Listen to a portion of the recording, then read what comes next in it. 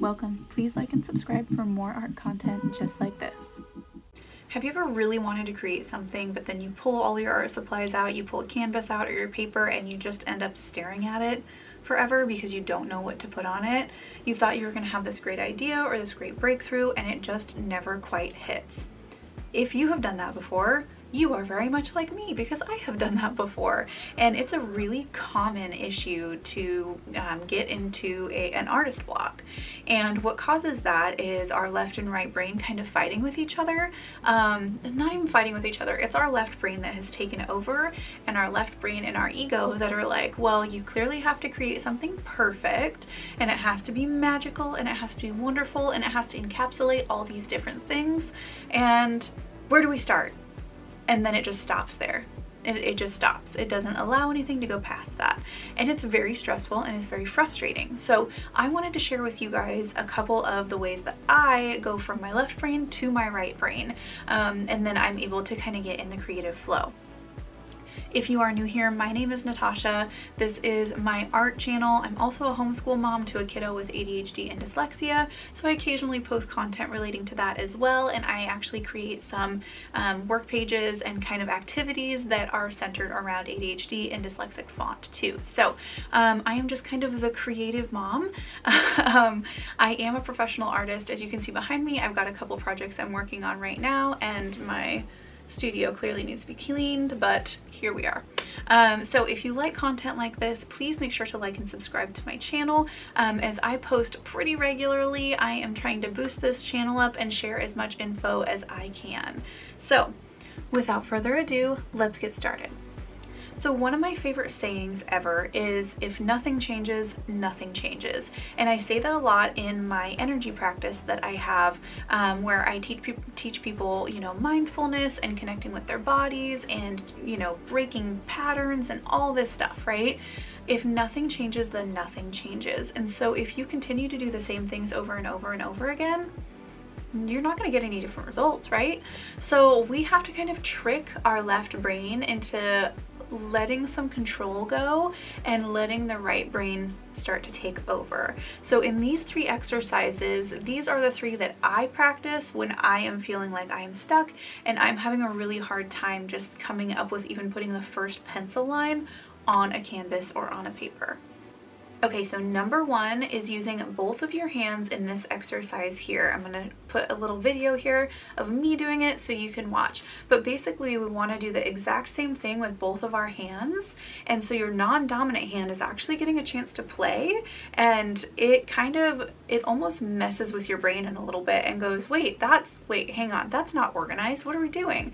And then you can kind of flip a little bit into silly goose mode, into your right brain creative mode. You can do squiggles, don't try to draw anything here that is a palpable object of any kind. We are just doing scribbles, and we are just doing all sorts of random things. Use bright colors if that's helpful to you, or just a pencil on a piece of paper is totally fine too. Number 2, create your background with your non-dominant hand. So just pick your color palette when you are starting on a canvas, grab the biggest brush you can find, and grab whatever paint looks fun to, like whatever color looks fun to you, and then with your dominant hand just go all over that painting and create a background. Your only goal for that is to cover up the white canvas. There is no other goal in this exercise but to cover the white canvas with your non-dominant hand and something kind of cool and interesting and some fun colors.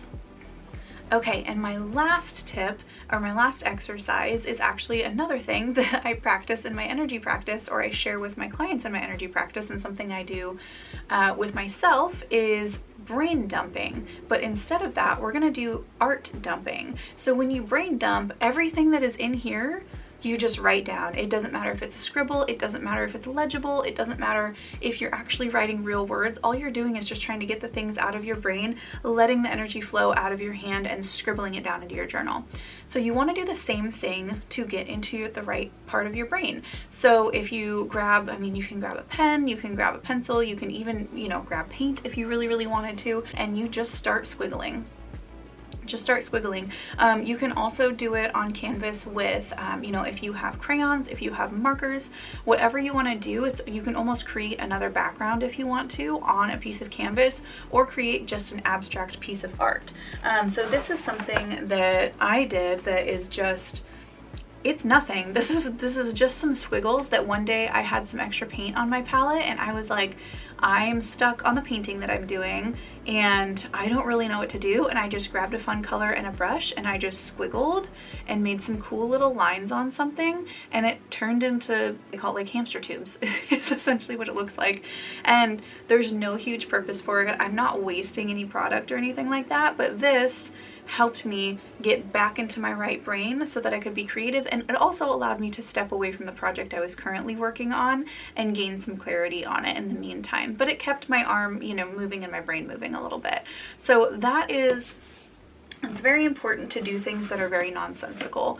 Then you get into the right part of your brain, then you can be creative, you can be expressive, and you can do all the things that you really want to do and accomplish without the analytical side of your brain saying, oh, but wait, it has to be perfect, because it doesn't have to be perfect. There's never been a perfect painting in the history of art. There is no such thing as a perfect painting, a perfect statue, a perfect ceramic item. Like, there is no such thing as perfect. So just make something that is expressive to you and you are gonna win. Those are my top 3 tips.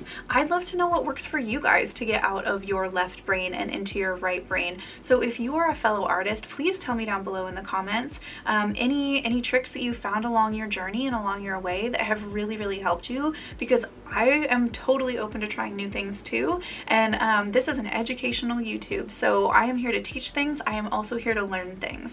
So thank you again, you guys, for being here. I truly appreciate it. Try those techniques, and let me know how they worked out, and I will see you next time.